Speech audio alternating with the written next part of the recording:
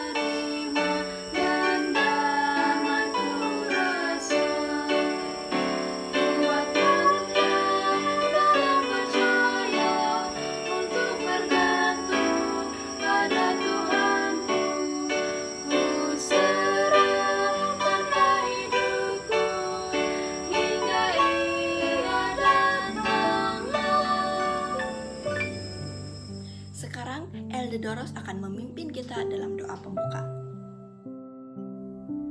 Ya Tuhan kami yang bertakhta dalam kerajaan sorga, Tuhan kami yang penuh agung, sumber kehidupan dan sumber pengharapan kepada kami. Saat ini Bapa, kami mau menyiapkan hati dan pikiran kami untuk mendengar dan menerima firman Tuhan yang akan disampaikan oleh hamba-Mu yang sudah bersedia. Urapi hamba-Mu yang memberikan firman ini dengan Roh Kudus Tuhan, agar setiap yang disampaikan itu akan merangsang hati dan jiwa kami untuk mengasihi dan mentaati Tuhan. Terima kasih ya Tuhan, saya persembahkan doa ini dalam nama Yesus Tuhan dan penebus kami semua. Amin. Sekarang kita menjemput NC Mahir untuk bacaan persembahan dan untuk doa persembahan dan persepuluhan. Shalom dan selamat hari Sabat. Saya akan bacakan bacaan persembahan dan persepuluhan untuk Sabat yang ke-11, 11 September 2021. Saat George King menempatkan Tuhan yang terutama. George King menempatkan Tuhan yang terutama bahkan ketika gereja menolaknya sebagai pengkhotbah. Apa yang bisa kita pelajari darinya sekarang yang akan membantu kita menempatkan Tuhan yang terutama di dalam hidup kita? George King percaya Tuhan telah memanggilnya untuk memberitakan kabar baik tentang keselamatan kepada setiap orang yang hidup. Saat itu, pada tahun 1880, dan James White masih hidup, jadi King memutuskan untuk bertanya padanya. James dan Ellen White mengundangnya ke rumah mereka. Mereka yakin King sangat berbakti kepada Tuhan dan pemanggilnya, tetapi tidak yakin bahwa pemuda tersebut memiliki pendidikan atau bakat untuk menjadi seorang pengkhotbah. 2 minggu kemudian, James White mendekati Richard dan Hulda Goldsmith setelah kebaktian dan berbagi keprihatinannya, meminta mereka untuk membawa King dan menentukan apakah dia dapat menjadi seorang pengkhotbah atau tidak. George King tinggal bersama keluarga Goldsmith dan mereka mengatur waktu ketika pemuda itu akan berkhotbah kepada mereka di ruang keluarga mereka. Ini adalah saat-saat yang menderita baginya. Doanya bisa didengar sebelum matahari terbit dan dia akan berlatih di gudang selama berjam-jam meski dingin. Hari itu tiba dan kerusi sudah diatur. Dia tidak berkhotbah dengan baik. Mereka menjelaskan kepadanya bahwa dia tidak bisa menjadi seorang pengkhotbah. Penolakan itu mudah, tetapi George King adalah orang yang menempatkan Tuhan yang terutama di dalam hidupnya.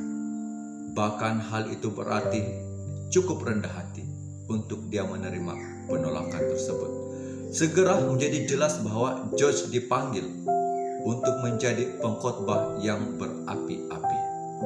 Dengan berbekalkan buku tentang keselamatan, ia mula mengunjungi rumah ke rumah untuk memberikan kabar baik tentang keselamatan dan menjual risalah serta buku yang dia bawa. Ini tersebut membawa buku dan misi Edwin tidak akan pernah sama lagi. Setelah hampir 30 tahun hingga kematiannya pada tahun 1906, George King telah melatih ratusan penjual buku di Amerika Utara dan Selatan serta di Hindia Barat. Cara King mempengaruhi para pemimpin perintis dalam pelayanan literatur di seluruh dunia, termasuklah William Arnold di Australia, Abraham Leakey di Hong Kong, Albert Schweitzer di Brazil, Herbert Myers di Burma, dan Robert Caldwell di Filipina. Pada tahun 1886, ketika tenaga pelayanan gereja masih terhitung 400 Clothrid Advent di seluruh dunia menjual buku dan risalah dari pintu ke pintu. George King menempatkan Tuhan yang terutama. Bahkan ketika dia ditolak sebagai pengkhotbah, keberanian dan kerendahan hatinya menginspirasikan kita pada hari ini. Yesus menyerahkan segalanya untuk menebus kita, dan kasih-Nya memaksa kita untuk mengutamakan kerajaan-Nya dalam hidup kita sendiri. Saat ini kita akan mengumpul persembahan dan persepuluhan di rumah kita masing-masing, dan kita akan menempatkan Tuhan yang terutama.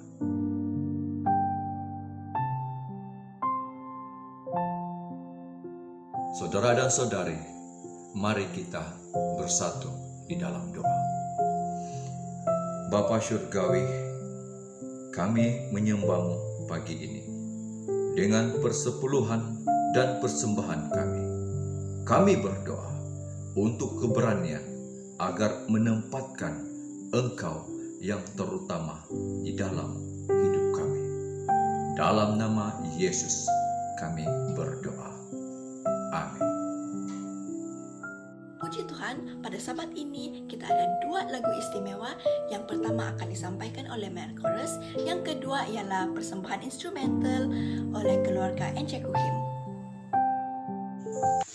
Angkat nafiri dan bunyikanlah, Yesus mau datang segera.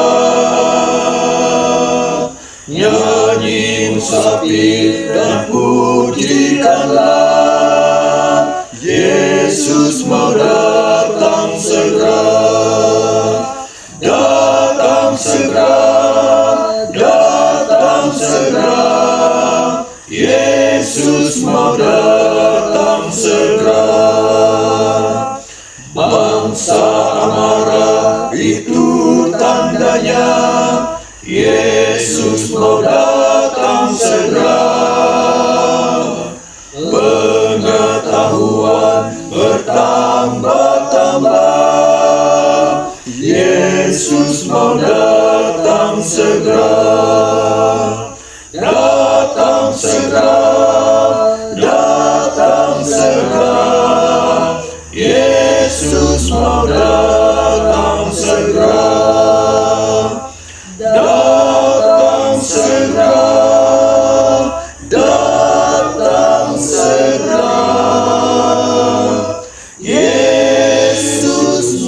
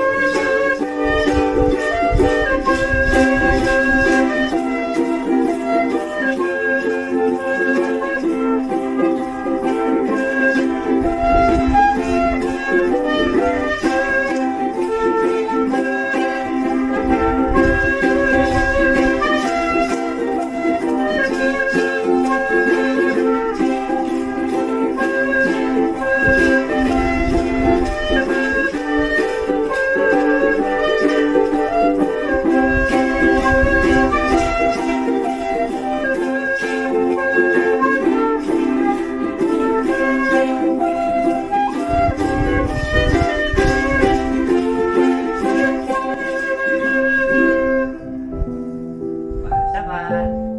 Sekarang masa untuk kita menyediakan hati dan pikiran kita untuk menyantap makanan rohani yang akan disampaikan oleh Puan Wendy Sanda. Salam damai di hari Sabat kepada anggota Gereja Puhus yang senantiasa diingati dan dikasihi di dalam Tuhan. Begitupun juga dengan Anda yang turut sama mendengar pelajaran di pagi Sabat yang indah ini. Doa dan harapan kita semua sehat-sehat saja, sehat fisikal dan terlebih lagi sehat rohani. Ya, puji syukur kepada Tuhan sebab ada kemudahan teknologi yang diberikan sehingga kita dapat berbakti bersama, mendengar pelajaran bersama di pagi Sabat yang indah ini. Ya, biasanya anak-anak akan sangat suka mendengar cerita masa lampau, cerita mengenai television yang masih warna hitam putih, uang belanja ke sekolah yang hanya 30 sen, 10 sen untuk mie satu bungkus, 10 sen untuk sebiji kue, 10 sen untuk minuman plastik, Liongfun. Mereka akan sangat suka mendengar hal ini. Begitu juga dengan public telepon yang menggunakan shilling yang warna orange tuh. Mereka sentiasa senang mendengar cerita-cerita masa lampau. Namun, ada satu cerita yang berlaku ribuan tahun yang lalu yang kita tidak boleh lupakan. Tidak boleh tidak, tetapi harus diceritakan kepada anak-anak dan juga kepada diri kita sendiri. Harus diulang-ulang cerita itu. Karena cerita itu adalah cerita yang indah dan sempurna. Nah, Alkitablah satu-satunya buku yang lengkap yang mencatatkan sejarah dasar dunia, yaitu sejarah penciptaan. Melalui Alkitab, kita telah mengetahui bahwa di hari penciptaan semuanya indah dan sempurna. Kita sudah hafal apa yang Tuhan ciptakan di hari pertama, hari kedua, dan seterusnya di hari ke-6. Tetapi pada pagi ini, mari kita perhatikan beberapa poin yang penting di hari penciptaan ini. Oke, pada mulanya Tuhan menciptakan langit dan bumi. Bumi belum berbentuk dan kosong, gelap gulita. Nah, perkataan mula di sini sudah berlaku sejak dulu lagi. Satu masa yang sudah lama yang kita sebagai manusia tidak tahu bila ia bermula. Karena dia adalah Alfa dan Omega. Tuhanlah yang pertama dan terakhir. Jadi ayat 1 dan 2 di sini memberitahu kepada kita bahwa ada planet namun belum berbentuk, ya masih kosong dan gelap gulita. Di ayat yang ketiga di Kejadian itu barulah bermula minggu penciptaan. Ayat 2 tadi mengatakan bumi belum berbentuk, masih gelap dan kosong. Adakah ia menarik kalau seperti itu? Tentu sekali tidak. Lalu Tuhan berfirman, jadilah terang, maka terang itu jadi. Kemudian Tuhan membuatnya dengan indah dan menarik sekali, sangat teratur. Kalau dalam keadaan gelap, kita tidak dapat melihat apa-apa. Kita sememangnya berada dalam dunia yang gelap karena dosa. Kita harus sentiasa mengatakan firman Tuhan. Karena di dalam Tuhan ada terang. Firman-Mu pelita bagiku, terang bagi jalanku. Mazmur 119 ayat 105. Hal yang pertama yang kita lihat di pagi hari adalah, hal pertama yang harus kita lakukan di pagi hari adalah meluangkan masa bersama-sama dengan Tuhan. Supaya di hari-hari, di jam yang berikutnya, kehidupan kita akan sentiasa terang, emosi kita sentiasa ceria.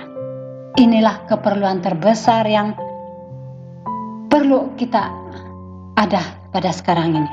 keperluan kita yang terbesar pada masa sekarang ini adalah harus membaca dan mempelajari firman Tuhan setiap hari agar kita menjadi terang kepada orang lain, karena Yesuslah terang dunia. Setelah Tuhan terangi semesta alam, lalu Dia pisahkan air dengan air, separuh bagian atas, separuh bagian bawah. Maka kelihatanlah langit dan ada ruang udara yang boleh didiami. Ketika waktu air mata air itu telah terbagi dan pancuran air keluar dari perut bumi.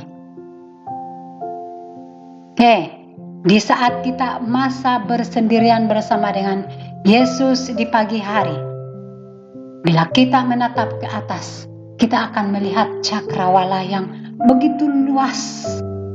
Itulah objek terbesar yang kita lihat. Lalu kita mengatakan betapa kecilnya kita.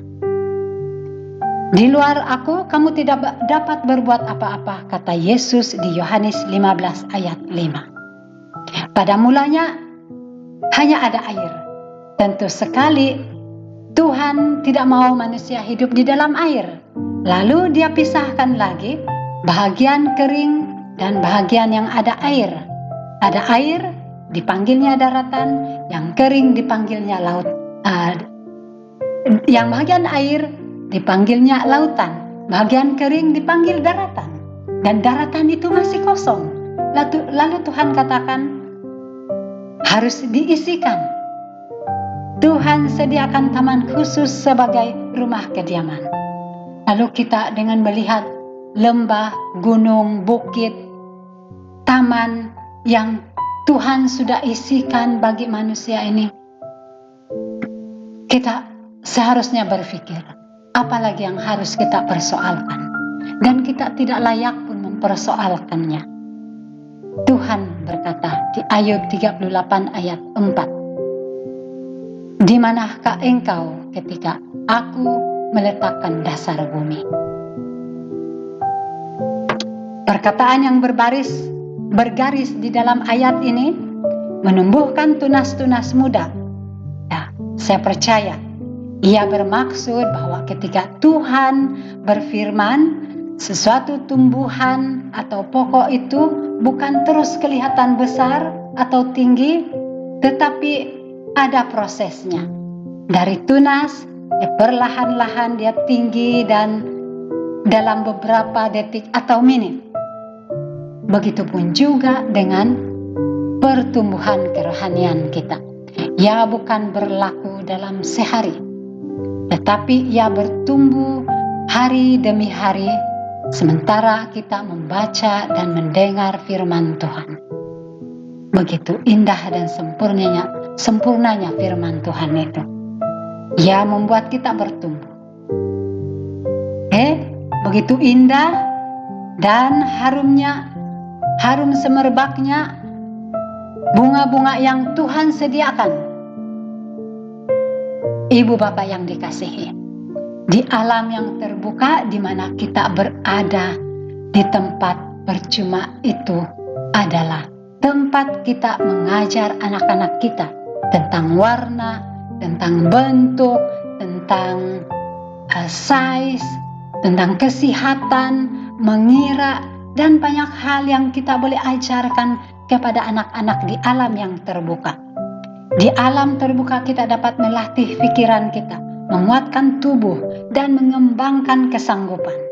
Seniman yang agung itu sudah menyediakan bagi kita. Kita lihat lagi. Pohon yang tinggi menyediakan tempat untuk berteduh, memberikan oksigen yang segar. Berfirmanlah Tuhan, lihatlah, aku memberikan kepadamu segala tumbuh-tumbuhan yang berbiji di seluruh bumi, dan segala pohon-pohonan yang buahnya berbiji akan menjadi makananmu. Slide sebelum ini. Ini, ya, Tuhan sudah menyediakan makanan bagi ciptaannya. Kejadian 1 ayat 29. Di sini Tuhan sudah menetapkan makanan yang paling optimal bagi ciptaannya.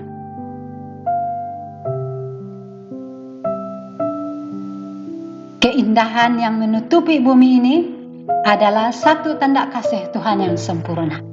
Dia mengajak manusia untuk membuka perpustakaan yang paling besar ini untuk mempelajari hikmat dan kasih ilahi dari hari ke hari. Oke, kita lihat lagi. Berfirmanlah Tuhan, jadilah benda-benda penerang pada cakrawala untuk memisahkan siang dari malam. Biarlah benda-benda penerang itu menjadi tanda yang menunjukkan masa-masa yang tetap dan hari-hari dan tahun-tahun. Kejadian 1 ayat 14. Ayat ini jelas mengatakan bahwa apa yang Tuhan ciptakan pada hari keempat adalah untuk penerang dan penanda waktu. Walau bagaimanapun pikiran kita sudah dididik oleh dunia. Kita dididik bahwa selain air dan tanah, tumbuhan perlukan matahari sebagai keperluan asas untuk hidup. Apakah kita sudah lupa? Tumbuhan diciptakan pada hari ketiga sebelum ada matahari. Matahari diciptakan pada hari keempat. Ciptaan tiada kuasa terhadap ciptaan yang lain.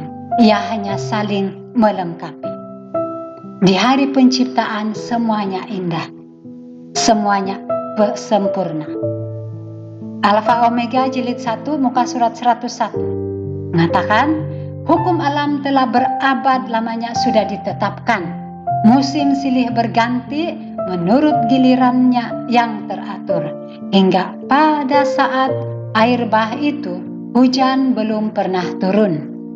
Bumi dibasahi oleh embun.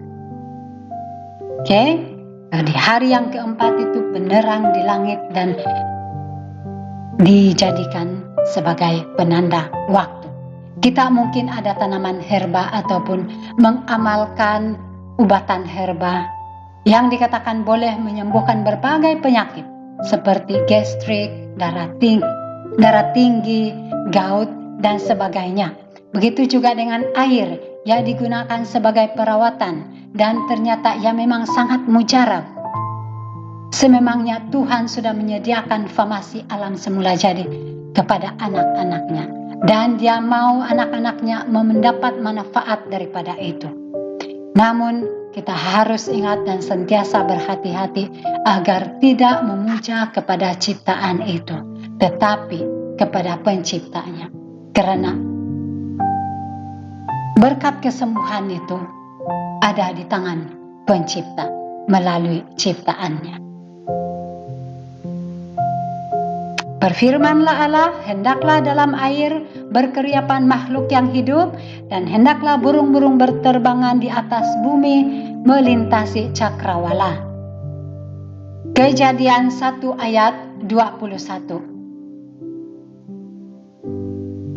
Benda-benda air berkeriapan makhluk yang hidup dan berterbangan melintasi bumi, melintasi cakrawala. Ikan yang besar serta hidupan yang lain berbagai bentuk, saiz dan warna hidup dalam air yang jernih dan aman tanpa musuh. Semuanya indah di hari penciptaan. Inilah keadaan di hari penciptaan, semuanya indah dan sempurna. Oke, selain hidupan laut, selain hidupan di air, di hari yang kelima itu Tuhan juga mengisi cakrawala dengan burung-burung yang berterbangan. Bagaimana Tuhan mengajar burung-burung ini mengeluarkan bunyi dan siulan, nyanyian istimewa masing-masing. sungguh menakjubkan.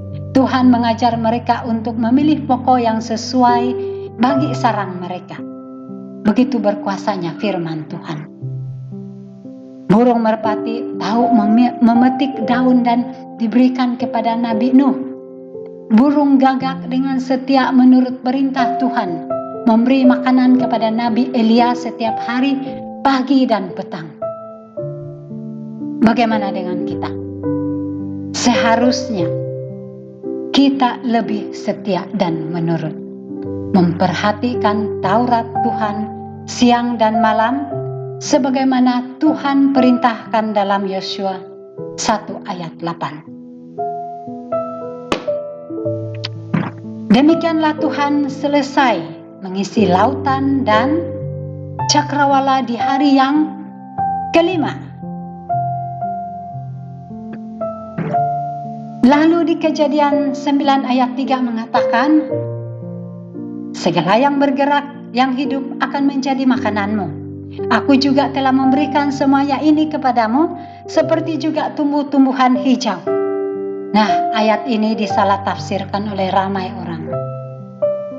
Ayat ini merujuk kepada semua yang bergerak bagi hewan yang boleh dimakan sesuai yang terdapat di dalam Imamat 11. Sama seperti dengan tumbuh-tumbuhan, tidak semuanya juga boleh dimakan. Ada yang beracun. Ianya hanya saling melengkapi. Berfirmanlah Allah, hendaklah bumi mengeluarkan segala jenis makhluk yang hidup, ternak dan binatang melata, dan segala jenis binatang liar. Jadilah demikian.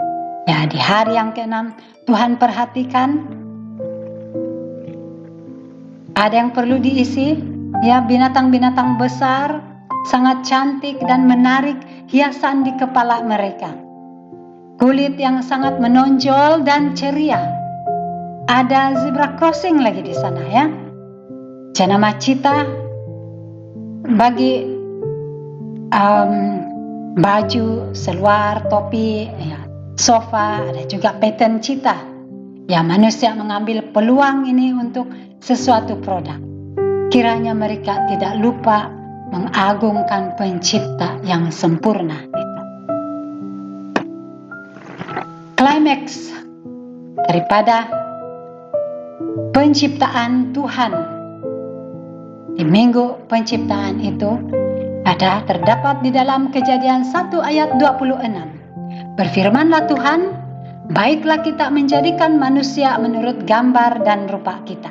Maka Tuhan menciptakan manusia itu menurut gambarnya, menurut gambar Tuhan diciptakannya laki-laki dan perempuan.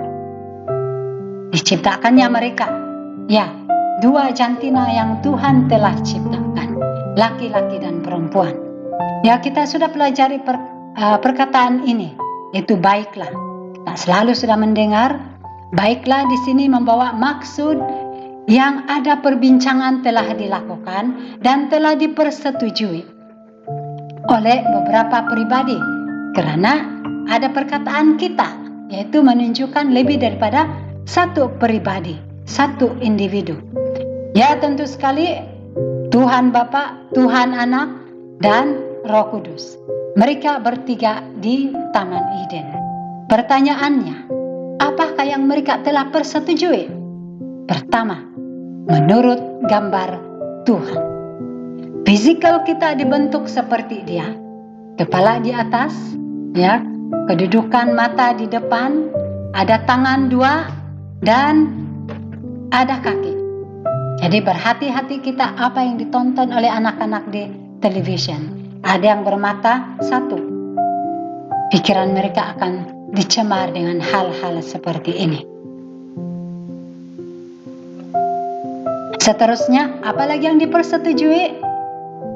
Yang kedua adalah menurut rupa atau karakter Tuhan. Karakter Tuhan diisikan, ditanamkan dalam manusia yang dikasihinya itu. Dalam pena inspirasi Alfa Omega jilid 1 muka surat 43, Tuhan menciptakan manusia tulus yang memberikan sifat-sifat yang agung, tanpa kecenderungan berbuat dosa.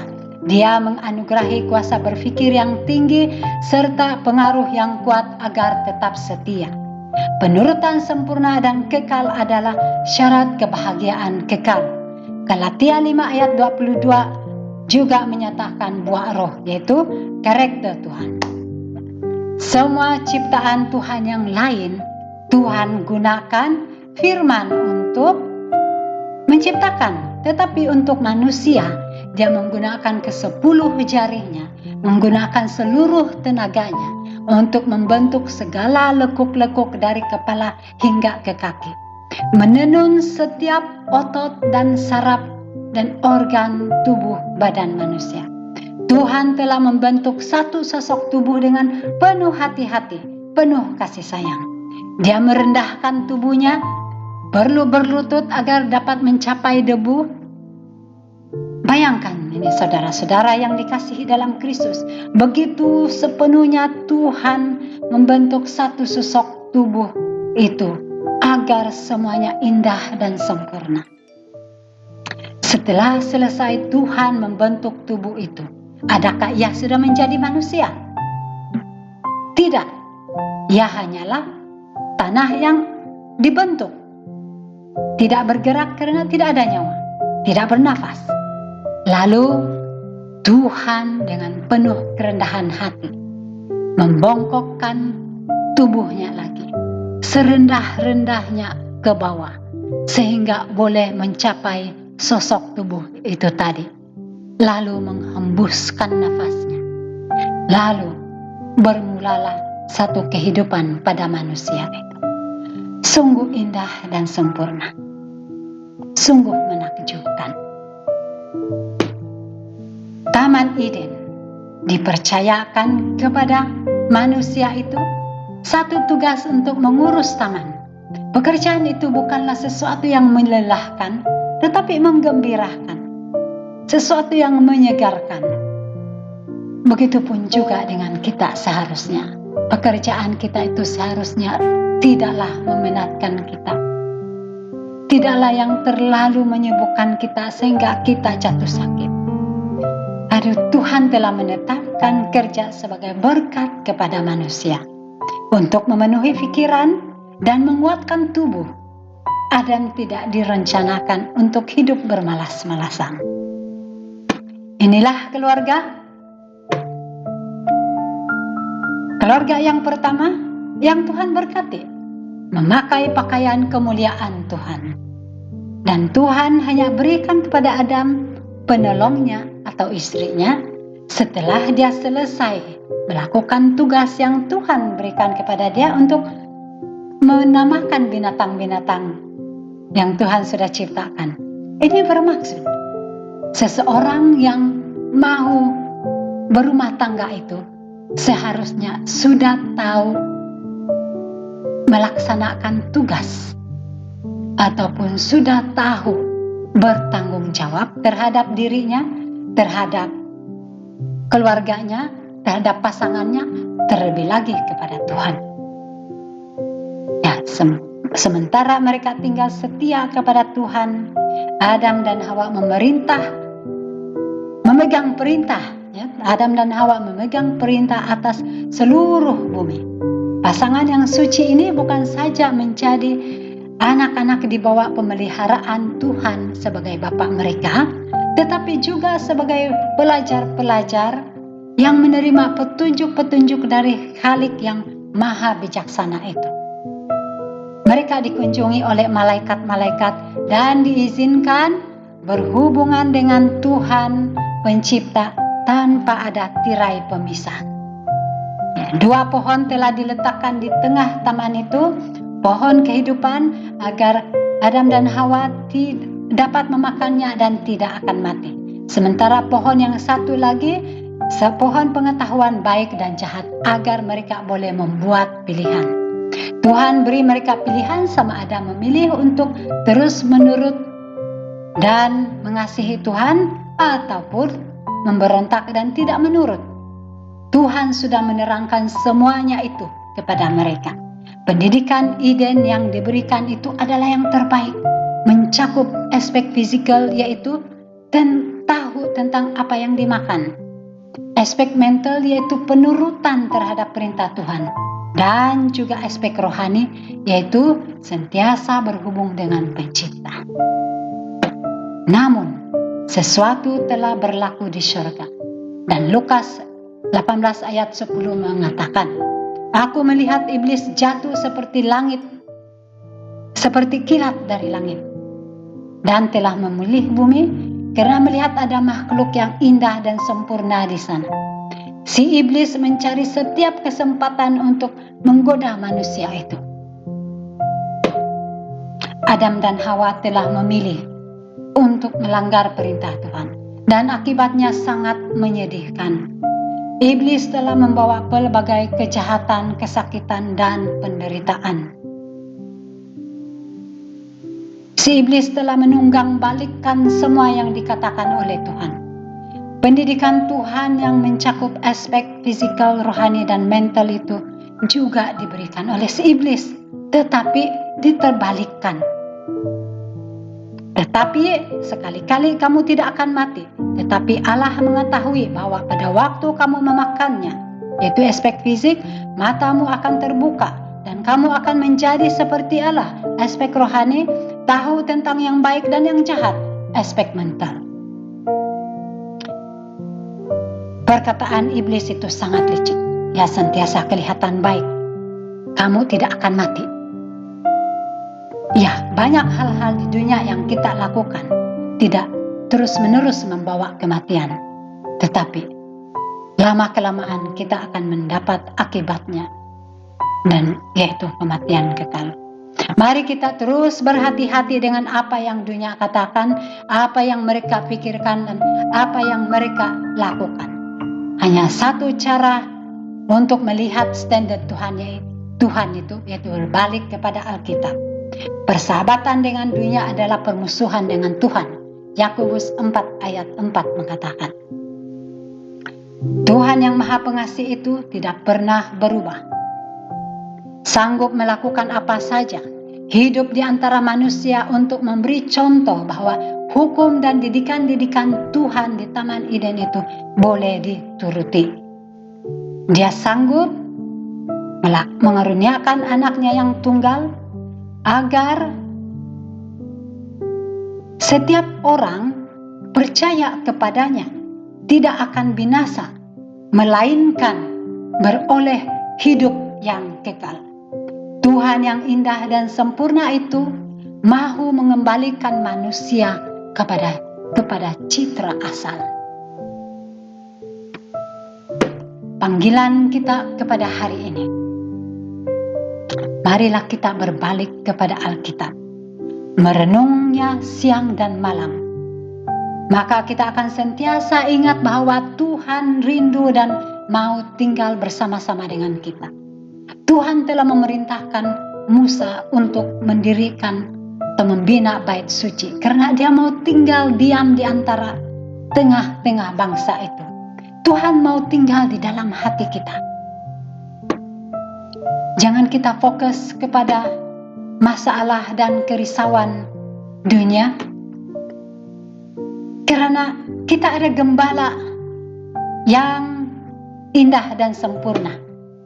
Dia menuntun kita ke air yang tenang, yang membawa kita kepada hidup yang kekal, sesuai dengan janjinya di Yohanes 14 ayat 4. Bahwa Yesus akan membawa kita ke tempat di mana Dia berada. Tempat yang indah dan sempurna, kekal selama-lamanya. Kiranya panggilan pada pagi ini sudah menguatkan kita, mengingatkan kita agar kembali kepada Alkitab, merenungnya siang dan malam itu, supaya semua janji Tuhan itu kita tidak lupa. Malah kita akan sentiasa ingat dari hari ke hari, sehingga Tuhan datang menjemput kita, sehingga kita kembali kepada asal, kembali di tempat di mana Tuhan berada. Semuanya indah dan sempurna itu. Tuhan memberkati. Kiranya kita sentiasa sehat, fisikal dan rohani. Amin. Terima kasih kepada Puan Wendy Sanda karena telah memberi kita santapan rohani sebentar tadi. Sekarang kita akan mendengar lagu istimewa yang akan disampaikan oleh Elder Doni Marukil. Selepas itu kita akan mendengar lagu penutup yang akan disampaikan oleh keluarga Puan Itotli, dan seterusnya Puan Wendy Sanda akan memimpin kita dalam doa penutup.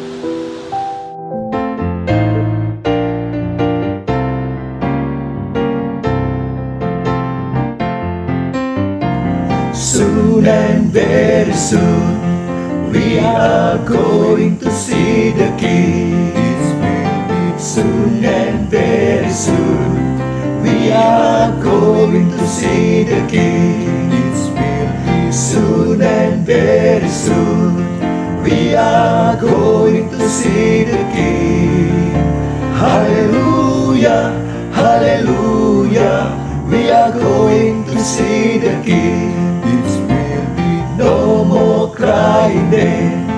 We are going to see the King. It will be no more crying then. We are going to see the King. It will be no more crying then. We are going to see the King.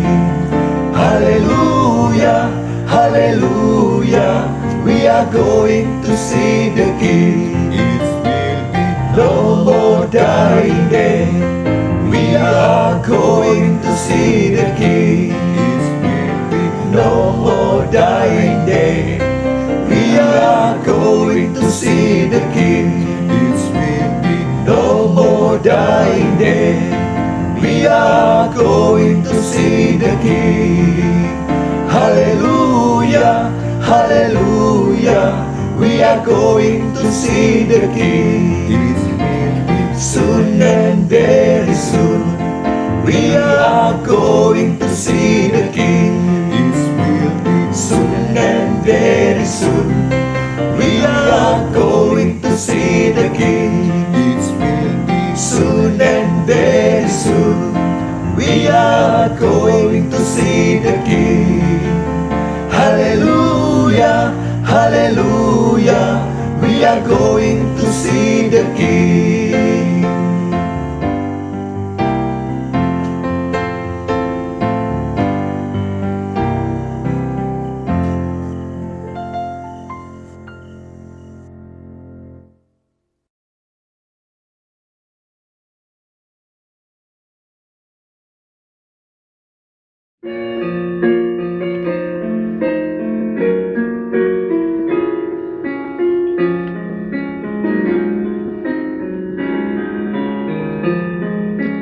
Ya Rajaku yang mulia, segala hormat ku beri.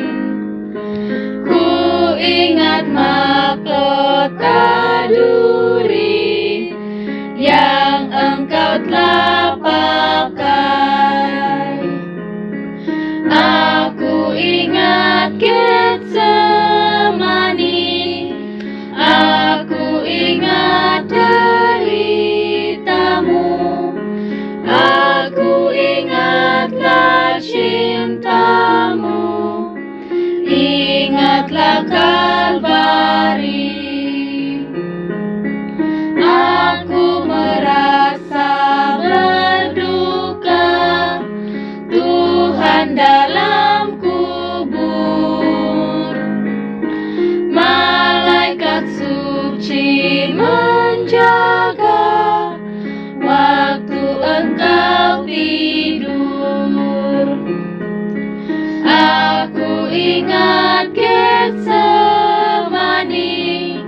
aku ingat deritamu, aku ingatlah cintamu, ingatlah Kalvari. Aku memikul salibmu hari terus. Selamatlah nanti hidupku, Engkau telah tebus. Aku ingat Getsemani, aku ingat deritamu, aku ingatlah cintamu, ingatlah Kalvari.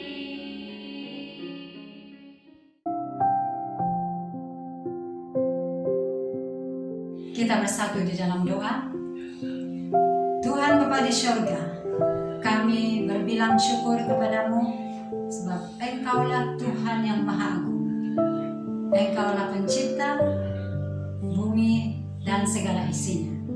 Kami bersyukur Tuhan dan kami berbahagia karena kami sudah mendengar pelajaran pada pagi ini.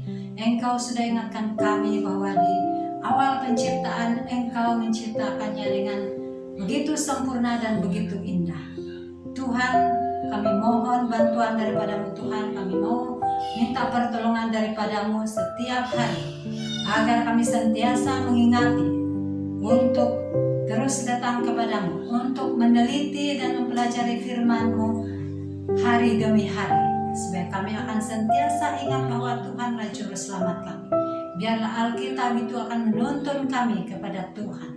Ya Tuhan di surga, terima kasih Tuhan, karena Engkau memberkati setiap anggota gereja kudus. Engkau memberkati kami semua Tuhan di musim pandemik ini, dunia yang begitu sakit ini Tuhan. Kami mau serahkan kehidupan kami di tangan-Mu agar tidak jatuh ke dalam tangan kuasa kejahatan. Ya Tuhan di surga, kami mau rela dibentuk oleh-Mu Tuhan. Biarlah firman-Mu pada pagi ini menjadi satu kekuatan baru kepada kami, mana Engkau sudah berjanji untuk memberikan kami hati yang baru dan pikiran yang baru. Terima kasih ya Tuhan. Kami mohon keampunan atas segala dosa dan kelemahan kami. Kami serahkan kehidupan kami di tangan-Mu.